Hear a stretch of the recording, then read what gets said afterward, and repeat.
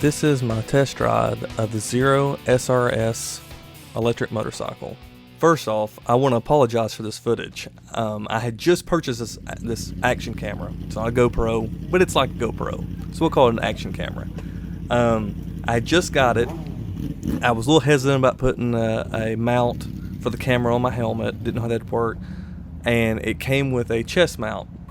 I tried it on my motorcycle while the angle was still a little small, even with the wide angle on it. I thought it worked pretty well. What I did not take in effect is that I was sitting a lot more upright on my motorcycle.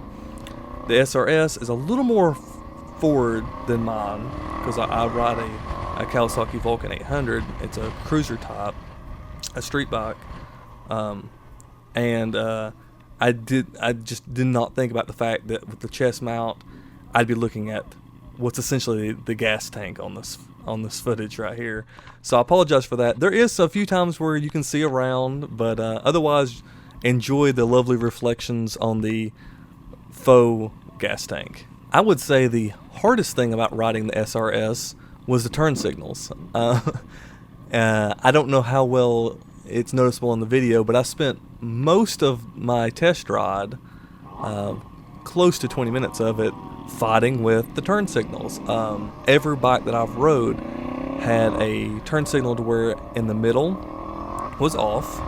You put the left for the left turn signal, you put the right for the right turn signals, and you slide it back in the middle, to turn it off, if you remember to do that. However, on this bike, and I know there's other bikes like this, but I've just never rode one, is you push it in the middle. You don't push it back over to the middle, you just push it in to turn it off. I didn't know that, and it took me a long time, and I fought with it, that I probably could have been enjoying the ride a little bit more while I was riding if I hadn't realized that. And I was pretty embarrassed that it took me that long to figure it out. Since I was riding in a different state, in a town I'm pretty sure I've never stopped in my life, maybe drove by, but never actually stopped there, I was unsure about the test drive, so I asked if some people there could go out riding with me. And of course, you ask people, hey, you want to go ride with me? Yeah, they're going to go. So I had a nice escort of 3 other bikes. That is what you'll hear in the video. It's not me. It's not this bike at all. You won't hear it hardly at all. Maybe the whir of the electric. Well, it's not really in the motor. It's more of the belt and the tires is about the only noise it makes. But they went out riding with me, so I wish you could hear what I wasn't hearing, but I'm glad they went out with me because I didn't know where I was going, and I probably would have just took it down the road a couple of stoplights, turned around and came right back because I was scared I'd get lost, not knowing the area. But man, it was just fun. A lot of the videos I've watched, people complain about it not having a shift lever, and especially not having a clutch. They're reaching up for the clutch. They're trying to shift up. They're trying to downshift, and when they're a red light, I don't know whether it was because I was just fighting with the turn signals the whole time that I didn't realize it, or I knew that was a thing. They didn't have a clutch, so I was prepared it not to be reaching for it, or what. I didn't reach for it that I can remember, and I just had a great time. I was ready to go. I was ready to go back because it's like I don't need to test this thing out anymore.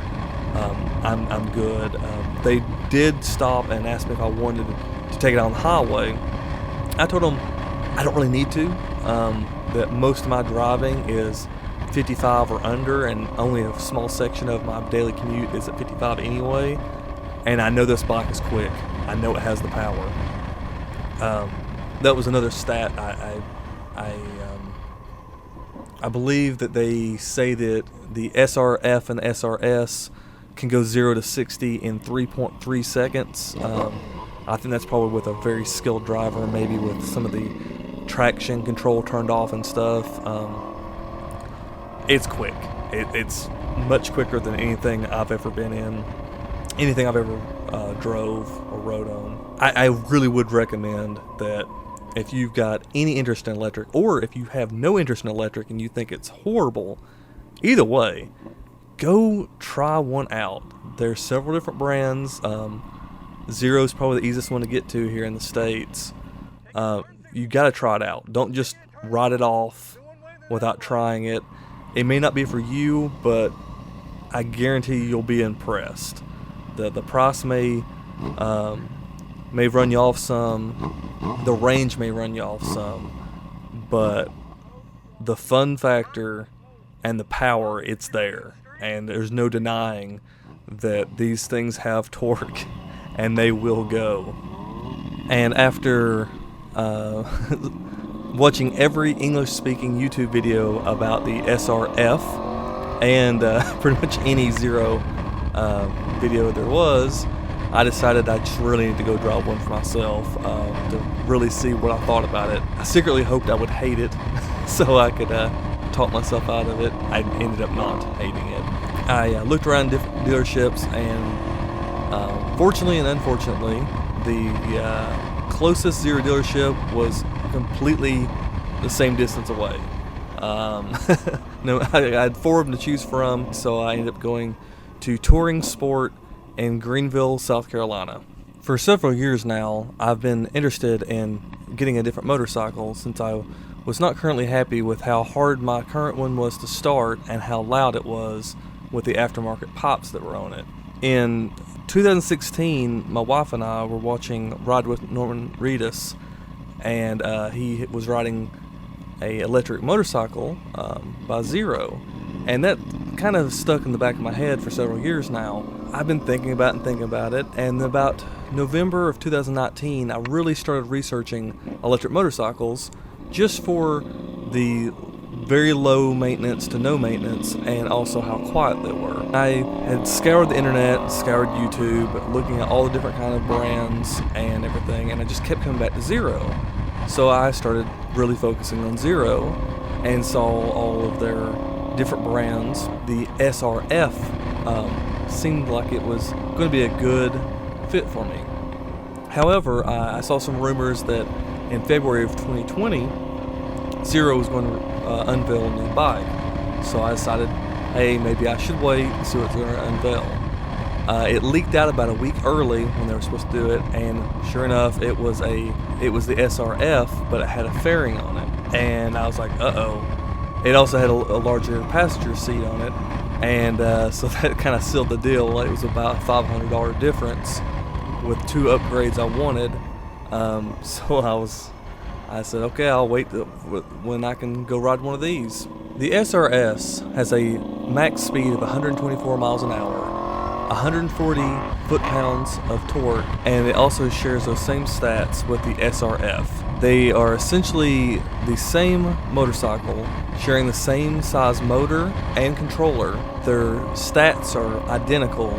The only thing the SRS has over it is a larger passenger seat, higher and more angled handlebars, lower foot pegs for a more upright seating position. Now, the range of the electric motorcycles really just depends on how you ride it, from all the research and everything I've done from it. Zero claims the following stats. However, more research I've done for it has proven that sometimes these are way too much, and sometimes they're not enough where people have been getting more than that. Just with the standard model of the SRS, they claim up to 161 miles in the city, 99 miles on the highway going 55 miles an hour, 82 miles on the highway going 70 miles an hour. They also claim a combined range of city and highway at 55 miles an hour of 123 miles, and a combined range of city and highway up to 70 miles an hour of 109 miles. Of course, all this is also dependent on how heavy you are on the throttle, and also how much regen braking you have, and engine braking as well. All of that is customizable either in the riding modes or in the custom modes, where you can dial every setting for the power, the torque, the regen, both braking and engine, to as much or as little as you want. The regenerative braking will essentially turn the motor into a generator. So instead of just slowing the bike down and just losing the energy to heat, what it will do is it will charge the battery a little bit with slowing down the bike. You can even set it to where it will not use the mechanical brakes to slow the bike down much at all, and it will use the regen to charge the battery. The other type of regeneration the Zero can be set up for is it simulates engine braking on a normal internal combustion motorcycle, where when you roll off the throttle, it will immediately go into a regen that way, to where it will slow the bike down because it's actually using the motor to charge back up as well. And all that is customizable to 0% to where the bike will just coast, or up to 100% to where it will be like some bigger V-twins are. When I was test driving, of course, I was not able to test any of the app features out. So that's another thing that I'm really looking forward to when I actually receive my SRS, is getting into the app and customizing it in, see what works for me and what doesn't. And I'm really pretty excited about just playing around and finding the best setup for my ride and my range that I want to try to get out of it, and just making the bike feel the way I want it to feel. I think the programmable electric motorcycles are really neat because you can essentially have different motorcycles set up with the different modes you have. So you can make it feel like a MotoGP motorcycle by having no engine braking at all. It just coasts. Or you can just set up all different ways. Zero comes standard with Eco mode, which has the regen turned up pretty high, and you don't have the full torque right away. And it's good for beginner riders. Unfortunately, I did not get to try that out. I wanted to, but the salesperson at the dealership's like, no, you won't like that. Keep it in street mode. And I did like street mode. I did not get out of street mode, which is the second mode that the bike has, and it's more of an all-around. You've got a lot of power, you've got a lot of torque with it. Didn't notice a lot of engine braking, but it was a short ride, and I had so much to take in for it that I wish I could have played around more, but I immediately knew that I wanted the motorcycle. The other mode, which is sport mode, where you have all the power and all the torque. To be honest, what I was feeling in street mode, I couldn't imagine what sport mode is, because street mode was just enough power for me, and then some. But I've also been reading with some Facebook groups and stuff like that. If you get into the custom modes, which is sport mode with the third mode, the custom mode is where you can really dial it in using the app and connect with your motorcycle. Is you can actually get even more power out of it and even make it perform even more. I think sport mode has some regen, but not a lot, but you can actually turn all that off and just really drain the battery down quick. Another mode it has is a rain mode, where I've heard it acts a lot like the eco mode, but it really dials up the traction and stuff for obviously riding in the rain. That's another thing you can do on this motorcycle, is not only do you have the different modes, riding modes, including the custom mode, where I think it's like 7 or 8, maybe even 10 custom modes that you can have programmed into your profile. You only have one of those loaded in the bike at a time, but you can have different ones of those. Is you can also change the traction mode, so you could be in eco mode but with sport traction, or sport mode with rain traction. So you can do that too. I really I don't know how that works, to be honest. Yet another thing that I'm really excited to try out on my own. Talking to a few people, telling them that, hey, I'm really looking to get an electric motorcycle. And a lot of weird looks, and a lot of people going like, what would you want that for? Or wouldn't that be slow and all that? And I'm here to tell you, no, it's not slow. Yeah, I may not have the range of some of the bikes, but looking over the stats of the SRS, it has just as good a stats as some other internal combustion engines. I mean, there's a lot of bikes that only have about 120, 130 miles to the tank as it is. So I think this one's really going to keep up with it. Yeah, you do have a longer recharge time, but to be honest, in about the 15 years that I've been riding a motorcycle, going over 100 miles at a time, I could probably count on one hand. I usually take 30, 40-mile trips just to a location or just for fun. I'm not a tourer, so that's not a problem to me at all. And the fact that I wouldn't have to go, before we can start riding, let's all stop and fill up. I can fill up at my house. I can have the motorcycle already ready to go before I even get started and not have to worry about going to a certain gas station, waiting in line if there's a line, filling it up just enough, and then spilling gas all down the bike and having to wipe that off for the paint and all that. I know it sounds like minor things, but this stuff adds up, and it's just yet another thing that I'm ready to try with an electric motorcycle. I know there's some cons, but I know there's a lot of pros to it as well. Plus, there's something just kind of exciting to think about this new technology. Well, this new technology now, electric motors and in vehicles have actually been around for a really long time, but they're coming back. I know that there's some European countries that by 2030 and 2040 they'll be banning the sale of internal combustion engines. So I really feel like the electric vehicles, we're heading that way.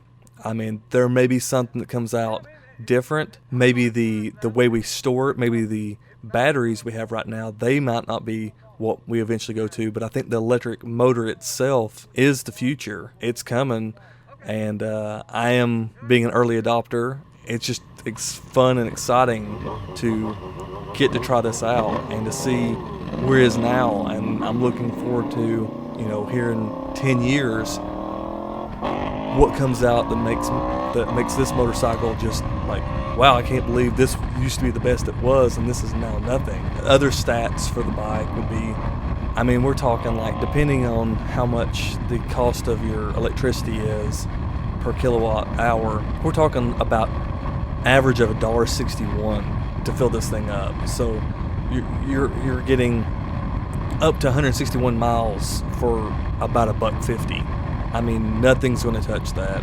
I had to put premium gas in my current motorcycle, and even with gas as cheap as it is now, even putting a couple gallons in it, you're still up there pretty high. The high cost of the bike, yeah, it's a lot of money, and I could get a cheaper gas bike right now. But I plan on having this thing for years and years and years, and I will see a break-even point where I am saving money. It will happen just for not having to do oil changes and all the other stuff. With zero SRS, you're talking about tires, which you'd have to have tires on normal bike. You're talking about brakes, same thing. Brake fluid. And other than the belt, which could be 20, 30, 40,000 miles before having to change that thing, that's the only maintenance this thing has.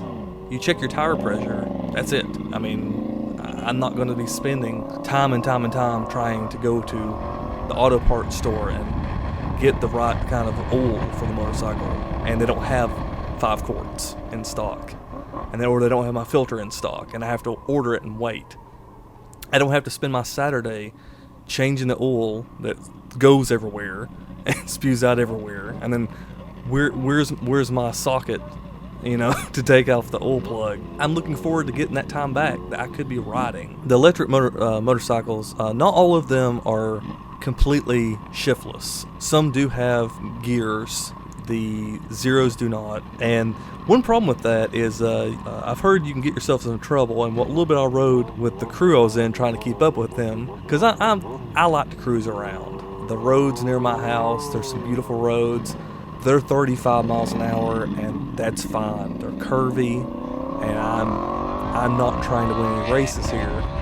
But one thing that people say about the electric motorcycles is you don't have that engine noise to let you know that, hey, I'm going fast now, or the shifting through the gears to let you know that, oh, I've now shifted 4 or 5 times now. I'm probably going pretty fast. You won't have that. The only thing you'll know is the wind noise. That's what gets so loud. You'll hear the whir of the motor and the belt, and you hear the tires for a little while until probably you get up, maybe around 40, 50, and then it's just wind.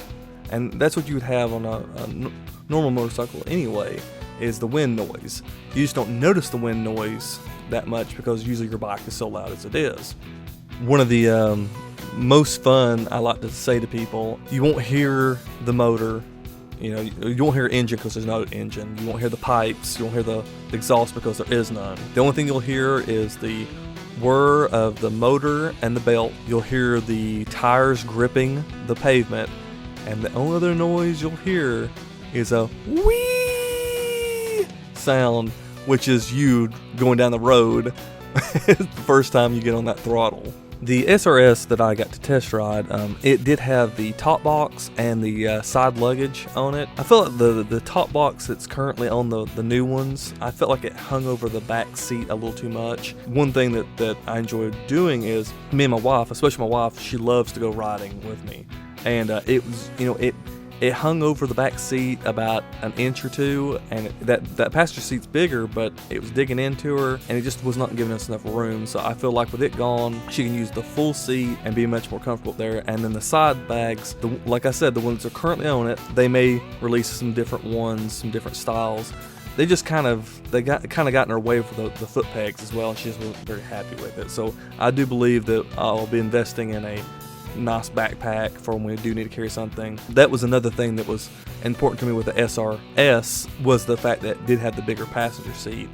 The SRF, that was the reason why I was going for it, because it did seem like it had more of a seat than some of the other electric bikes. Even some of the Zeros did not have as much of a passenger seat as I wanted, and that's an important thing we like to do. That was the thing about the SRS. When they released the trailer and said a bigger passenger seat, I was like, oh, that's it.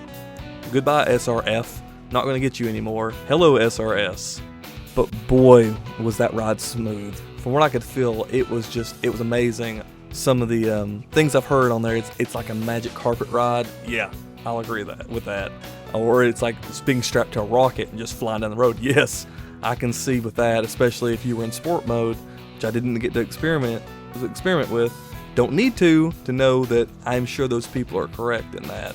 The ride was just fine. I'm going to have to test it out more myself. But just the initial, first ride, city I've never been to, roads I never rode on, it handled great. If you're near the South Carolina area, I would highly recommend giving a call to Touring Sport. They are a BMW dealership. They also do Triumph, Ducati, and Zero. They have been fantastic to work with. You have to go try an electric motorcycle yourself. You don't believe anyone negative to say of it. Don't believe anybody says anything positive about it. Go experience it for yourself. But if you do want to visit a place, Touring Sport in South Carolina, Greenville, South Carolina, that is. They are located at 1431 Lawrence Road.